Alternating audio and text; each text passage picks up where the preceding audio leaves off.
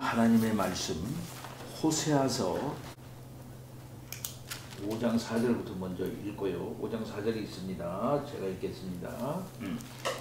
그들의 행위가 그들로 자기 하나님에게 돌아가지 못하게 하나니 이는 음란한 마음이 그 속에 있어 하나님을 알지 못하는 까닭이라.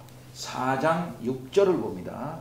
4장 6절도 찾아보겠어요. 4장 6절.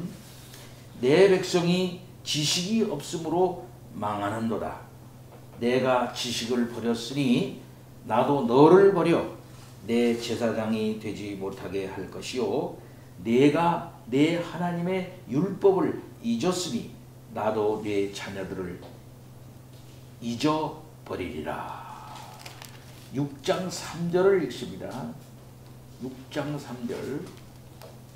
그러므로 우리가 여호와를 알자. 힘써 여호와를 알자. 그의 나타나심은 새벽빛같이 어김없나니 비와 같이 땅을 적시는 늦은 비와 같이 우리에게 임하시리라 하니라. 아멘. 오늘 호세아서 말씀을 읽으니까 내 백성이 지식이 없으므로 망한다.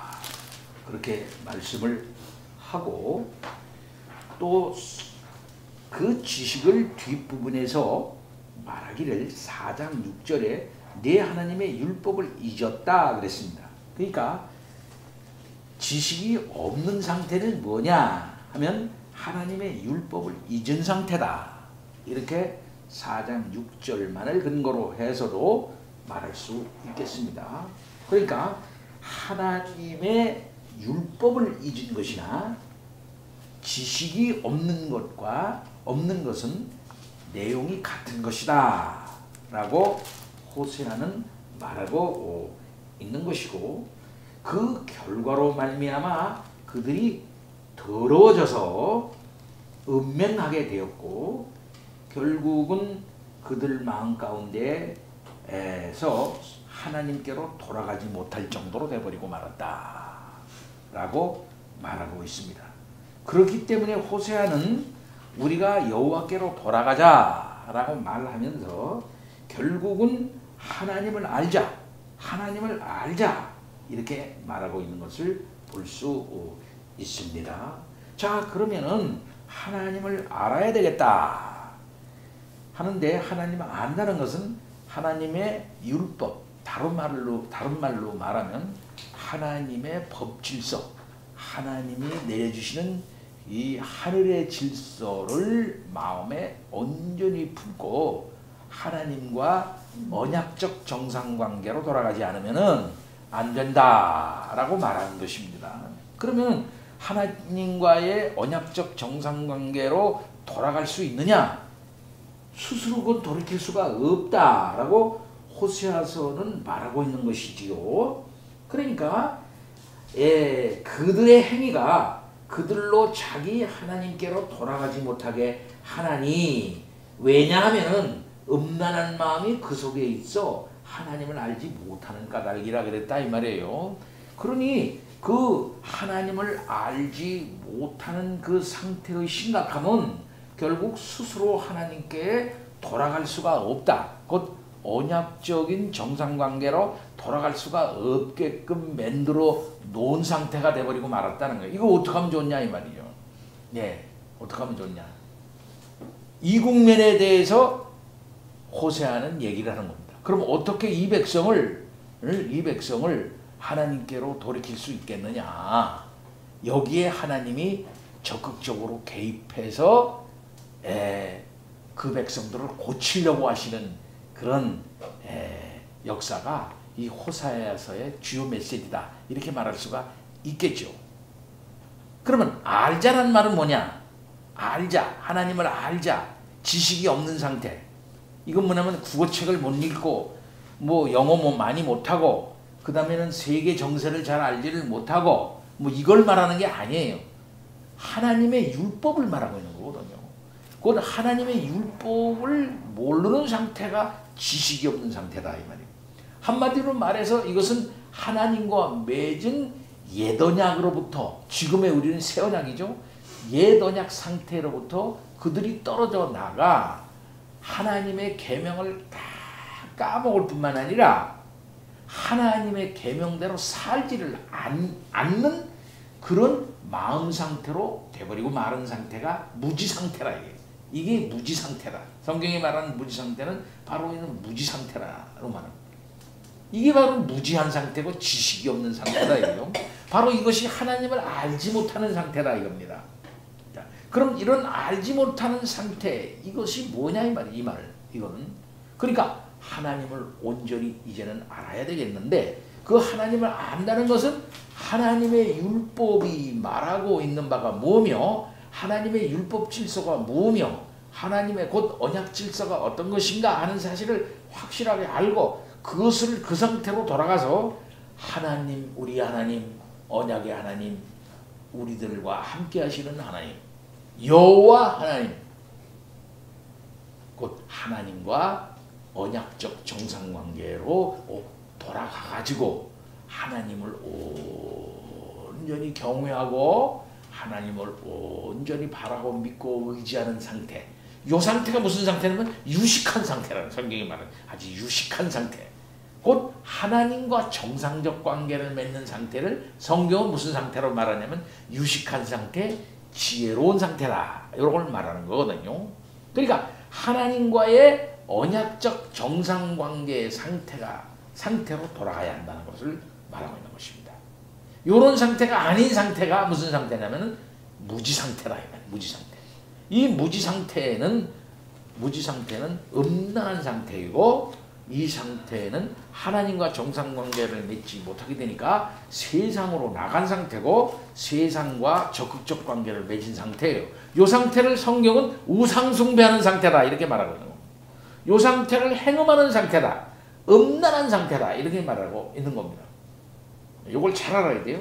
이렇게 돼서 호세아서가 이제 내려지게 되는 것입니다.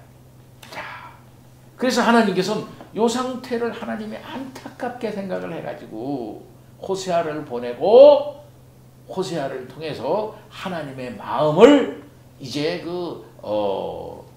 북쪽 이스라엘 백성들에게 아주 낱낱이 실감나게 시청각적으로 사실계시를 통해서 호세아를 통해서 그 백성에게 말하고 있는 것입니다. 너희가 내 마음을 좀 알아야 되겠다 이거예요. 내 마음을 알아야 되겠다. 왜 너희는 왜 내 마음을 모르느냐? 너희들의 마음은 이제 음란한 상태다 이거예요. 그러니까 그 마음을 돌이키려고 하나님이 애쓰는 가운데 주신 계시가 바로 호세아서다 라고 말할 수 있습니다. 그러니까 호세아서에는 두 가지를 얘기하고 있어요. 하나는 선지서나 소선지서나 항상 두 가지를 얘기하고 있는데, 하나는 뭐냐면 심판입니다. 심판. 그 당시 시대상을 영적인 차원에서 이제 판단하는 거예요. 그건 어느 판단을 하냐면 옛 언약의 잣대로 이렇게 딱 보는 겁니다. 뭐 다른 거 볼 것 없이 딱 옛 언약의 잣대로 딱 보는 거예요. 네, 이런 거는 뭐 고려하지 않고. 그러니까 옛 언약으로부터 많이 벗어난 상태라고 하는 사실을 선지자들이 신랄하게 지적을 하고, 그 상태에 대한 하나님의 심판을 예고를 하고, 그 다음에 소망을 얘기하는 거예요. 곧 회복을 얘기하는 거죠. 회복. 하나님은 그래도 너희들이 회개하면은 너희들에게 소망을 주시고 너희들을 회복시킬 것이다 라고 말하면서 항상 종말론적인 소망과 연결시켜요. 하나님께서 너희들에게 그렇게 하실 날을 주실 것이다. 그건 마지막 오시는 자 메시아 하나님의 날, 주의 날을 통해 가지고 오시는 그 분을 통해 가지고 그들을 돌이킬 것이다 라고 하는 종말론적 소망을 그들에게 주신다 이 말이에요. 네. 자, 이런 것들이 대선지서, 소선지서 흐르는 주요 맥락인데, 호세아서도 그런 면에서는 같다 이렇게 말할 수 있겠어요. 그 시대의 시대상을 갖다가 정확하게 하나님의 말씀, 곧 옛 언약의 잣대로 하나님의 율례로 딱 잽니다. 그래 보니까 그들은 근본적으로 어긋날 뿐만 아니라 그 마음 상태가 아주 싹 뭐 제사 관계 뭐 관계 뭐 제사장 관계 무슨 뭐 이런 걸 얘기하는 게 아니라 아야 그 마음 상태가 더러졌다는 것을 얘기를 하는 거죠. 겉으로 하는 거 이런 거 저런 거는 다 지적이 끝났어요. 옛날에 겉으로 하는 것들은 그 마음 기본적인 마음 상태가 잘못됐다는 것을 지적을 하는데 이 상태는 뭐냐? 이거는 하나님을 사랑해야 될 텐데 세상을 사랑하는 차원에서 이거는 음란 상태다. 영적인 음란 상태다. 라고 하는 사실을 얘기를 하면서 이걸 어떻게 고칠 것인가? 이걸 어떻게 고칠 것인가? 이거는 하나님의 놀라운 사랑으로 말미암아 이제 고칠 수밖에 없다고 하는 사실을 얘기하면서 그 하나님의 사랑은 구구절절히 고통하는 가운데 괴로워하는 가운데 그 사랑을 표현하고 있는 것이 호세아서다. 이렇게 말할 수 있겠습니다. 자, 그러면은 호세아 서론에 대해서 핵심적인 얘기는 지금 했어요. 몇 마디 말씀을 하겠습니다. 주전 8세기 중엽에 아모스와 같은 시대에 북쪽 이스라엘 왕국에서 호세아는 활동을 했습니다. 하나님의 백성이 하나님과 맺은 언약을 배반해가지고 종교, 정치, 사회 모든 분야가 부패, 타락했을 때입니다. 그래서 그들의 죄를 신랄하게 지적을 하고 심판을 선포했을 뿐만 아니라 범죄한 이스라엘이 하나님의 사랑과 보호하심으로 돌아오도록 회개를 촉구하는 사명을 감당을 했던 선지자가 호세아 선지자예요. 그러면 이건 아모스 선지자하고 비슷하네. 예, 아모스 선지자하고 비슷해요. 그러나 아모스 선지자보다 조금 다르다 하는 것은 뭐냐면 하나님의 사랑이 아주 너무나 구구절절히 표현이 되어져 있다 하는 사실을 알 수 있습니다. 그는 단순히 말로만 하나님의 말씀을 전하는 것뿐만 아니라 맨발로 때로는 벗은 발로 3년 동안 다니면서 벗은 몸으로 3년 동안 다니면서 이런 상징적인 행동을 통해서 하나님의 경고와 권고의 메시지를 전달했던 것이고 음란한 여인인 고멜과의 결혼을 통해 가지고 이스라엘의 끊임없는 배교에도 불구하고 그들을 향한 하나님의 인내하시는 사랑을 그의 행동으로 친히 행동하면서 전한 선지자였던 것입니다. 다시 말하면 호세아는 하나님과 이스라엘 사이의 언약관계, 즉 하나님은 이스라엘의 하나님이시고 이스라엘은 하나님의 백성이 되기로 약속을 하여 맺어진 관계를 이 남편과 아내의 관계로 이제 그 설정을 했던 것이에요. 예.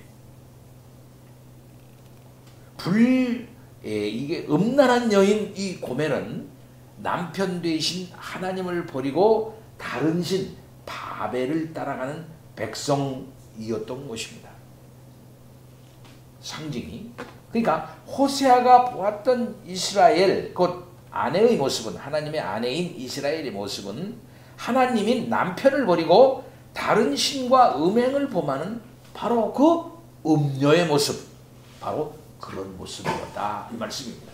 그러면 이런 상태에 있는 이 음녀 이스라엘, 음란한 여인 이스라엘을 이거 그냥 내버려도 어떡하냐 이게. 벌다가 그냥 내버려. 이게 하나님이 아니고 어떻게든지 그를 오기를 기다리고 돌아오기를 기다리고 데리고 오고 끝까지 품으면서 결국 그를 고치시고야 마시는 이 일을 호세아를 통해서 그 백성들에게 보여줌으로써 하나님은 너희를 이와 같이 고친다, 회복시킨다. 그런 의지와 그런 결단력을 가지고 지금 너희들을 지금 다스리고 있다. 지금 당장 그냥 망하게 할 수도 있는 일이지만은 나는 너희들에게 대한 이러한 이런 구도를 가지고 이 애씀과 이 안타까운 사랑하는 마음을 가지고 너희들에게 사랑을 하고 있는 것이다 라고 하는 사실을 호세아의 이 결혼 생활을 통해 가지고 하나님은 보이시는 것이다 이 말이에요. 그러니까 요점은 방탕한 아내와 신실한 남편, 타락한 북쪽 이스라엘과 신실한 하나님이에요. 이 관계를 얘기하고 있다. 그러니까 먼저 호세아는 문단을 보면은 먼저는 호세아의 비극적인 결혼이 나오고 그 비극적인 결혼 생활에 있어서의 방탕한 고멜의 상황이 나오고 그 다음에는 고멜을 회복하는 게 나오고 이런 상황 설정과 시청각적인 가시적 상황을 내놓고서 타락한 북쪽 이스라엘에 대해서 회개를 촉구하고 이 회개를 촉구하면서 거기에 9개의 이 설교가 거기 들어가 있는 거예요. 요게 호세아서예요. 호세아의 그 내용 구조는 이렇게 되어져 있는 것입니다. 그러니까 패역한 백성을 향한 하나님의 끊임없는 사랑을 얘기하고 있다.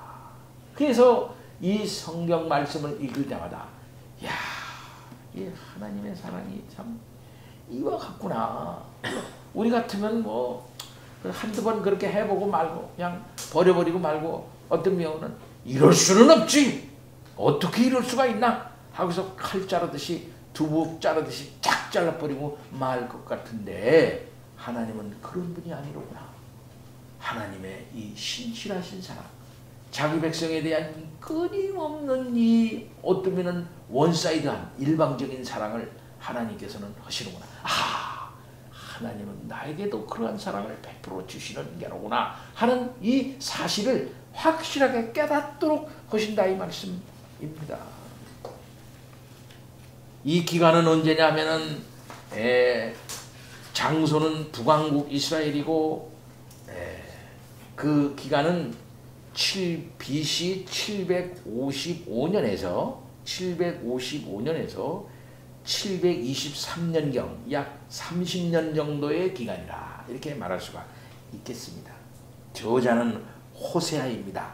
이 호세아는 부레리의 아들이라고 본문에 이제 나와 있는데 이 부에리가 어떤 인물인지는 몰라요.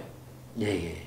그러나 호세아서를 통해서 추정해 볼 때 북왕국 이스라엘에서 출생을 해가지고 북왕국 이스라엘에서 활동한 선지자로 이제 여겨지는데 매우 가정적이고 사랑의 예언자로 이 호세아가 나타나고 있다 하는 걸 알 수 있습니다. 그와 거의 같은 시대에 남유다 출신인데 주로 북왕국 이스라엘에 와가지고서 활동하면서 하나님의 공의를 외친 아모스 선지자가 좀 대조가 돼요. 물론 호세아 역시 북왕국의 우상 숭배를 이제 책망을 했습니다.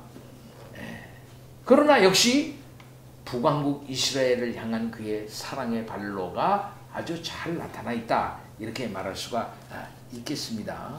호세아는 부정한 아내를 끝까지 용납을 하고 아주 참 불행한 가정을 통해서 하나님의 사랑을 이제 드러냈고 이런 차원은 구약에서 신약적 사랑을 실천하고 예언한 선지자였다라고 말할 수가 있을 것입니다. 자, 그 호세 활동 기간의 역사적 배경에 대해서 조금 더 얘기를 하고 마치겠습니다. 호세아의 활동 기간은 BC 755년에서 723년 사이라고 그랬죠. 이때는 북왕국 이스라엘의 제13대 왕인 여로보암 2세, 여로보암 1세가 있죠. 여로보암 1세가 누구예요? 여로보암 1세는 북쪽 이스라엘을 만든 왕이에요. 그죠? 남쪽에는 솔로몬의 아들 르호보암이 왕이 되고 그쪽에서 솔로몬 시대의 간역자로 활동했던 이렇게 활동했던 여로보암이 그 저기 그 족속의 그 옹립을 받아가지고서 이제 저쪽으로 나가 있다가 반대 운동을 하다 솔로몬 반대 운동을 하다가 저 애굽에 도망가 있다가 솔로몬이 죽자 돌아왔잖아요. 돌아오니까 많은 사람들이 옹립을 해가지고 이제 여로보암이 왕이 됐어요. 그 여로보암 1세예요. 그 여로보암 1세가 유명한 게 뭡니까? 단과 여기에 이제 그 우상을 만들어 놓고 이것이 여호와다 이렇게 만들어 놓고서 예루살렘으로 못 가게 만든 왕이라고. 이게 여로보암의 큰 죄고 이스라엘의 백성들이 거기에 경도돼 가지고서 큰 죄를 짓게 만든 왕이 여로보암 1세라 이 말. 여로보암 2세의 통치 기간은 793년에서 753년이에요. 자, 이 여로보암 2세의 통치 말기로부터 19대 왕이자 북왕국 이스라엘의 마지막 왕인 호세아 시대에 활동을 했어요.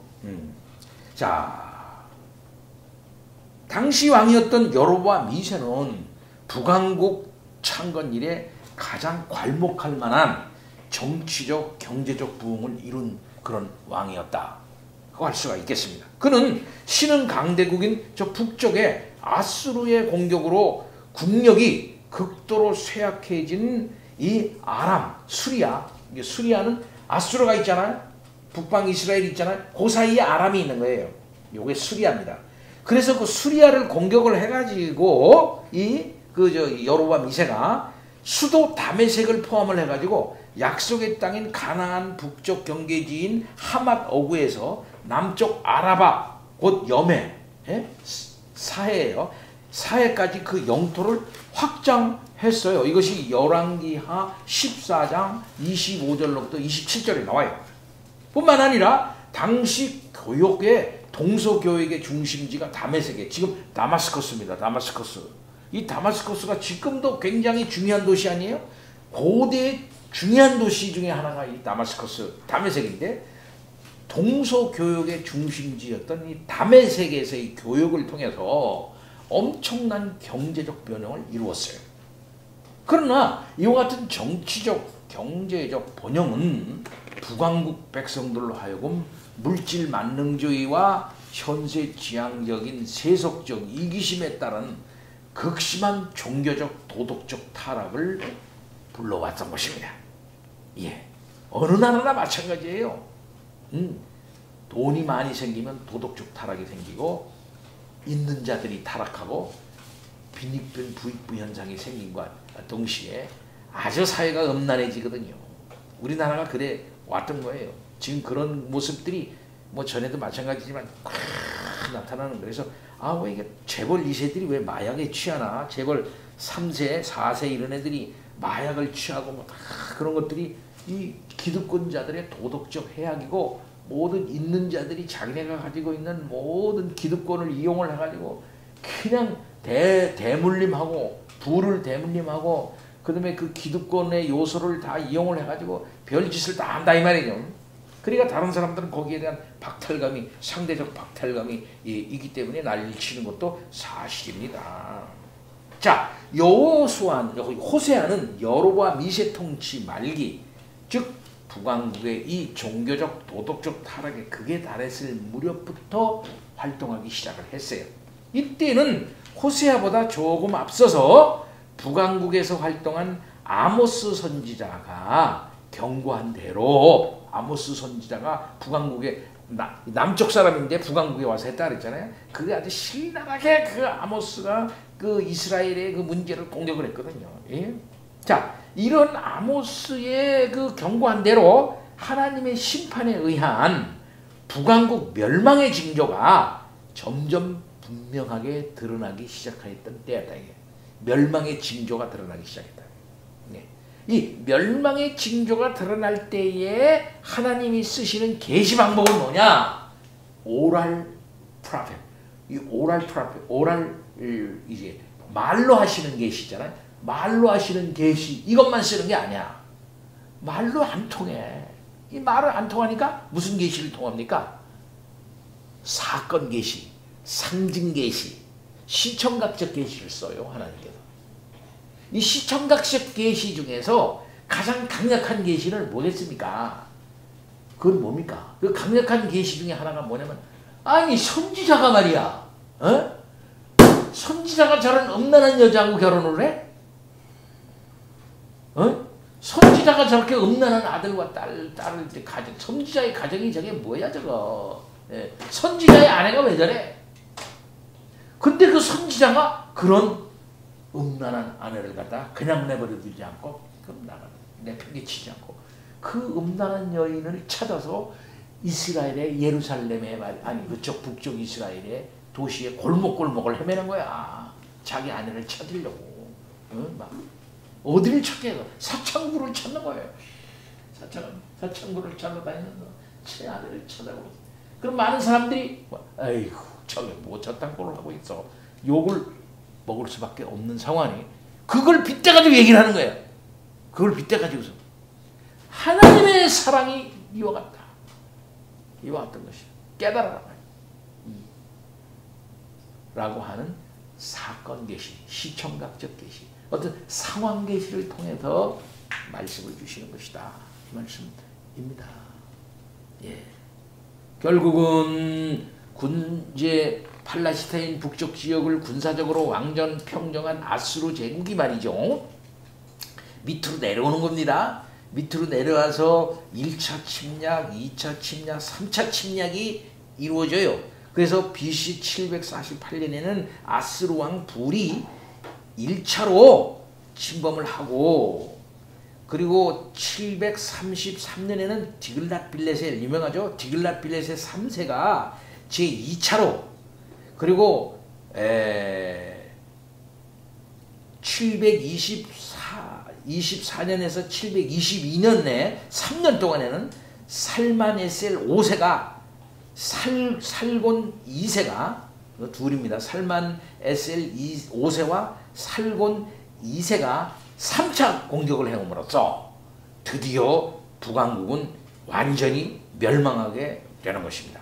곧 BC 722년에 이런 위급한 상황이 지금 진행되는 와중에 있는 거예요. 역사가 지금 이렇게 이걸 하나님이 보시고 있는 거야. 이게 이런 때에 이런 지금 영적으로 이런 상황이 있는 거란 말이야. 정신 못 차리고 막.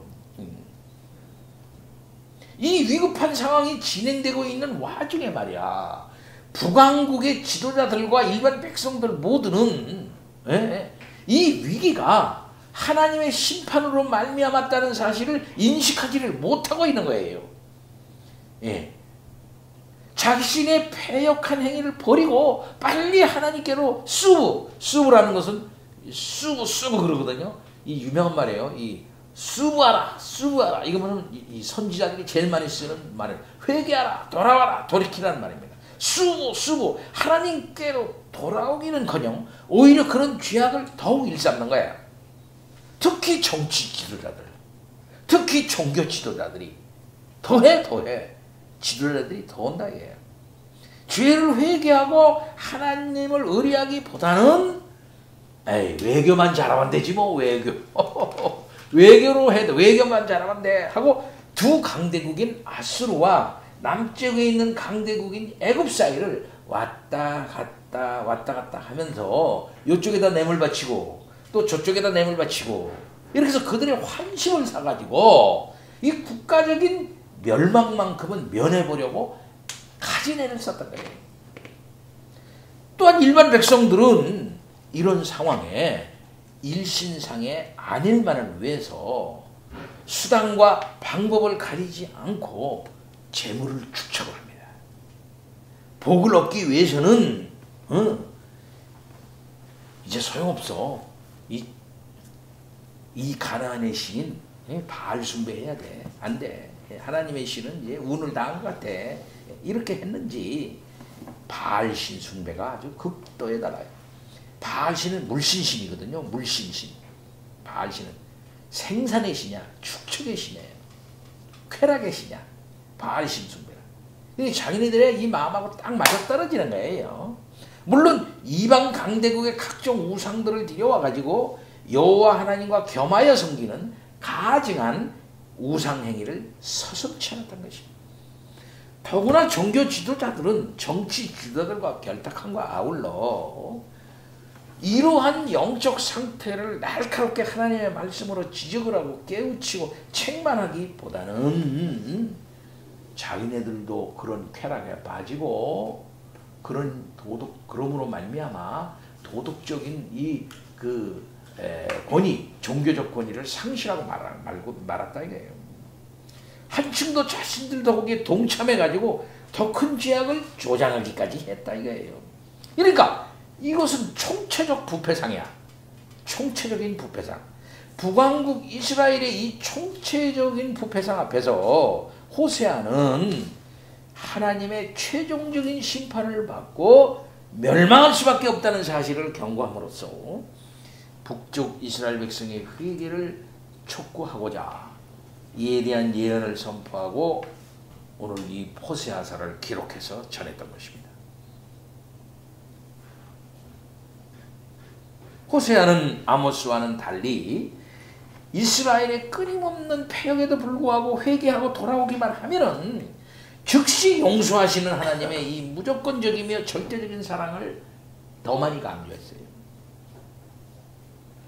그러한 호세아의 메시지는 그렇기 때문에 부정한 아내 고멜과의 결혼 생활을 통해서 자신이 직접 경험과 이 체험을 통해 가지고 이 하나님의 사랑은 내 사랑과 같다. 내 사랑과 같다.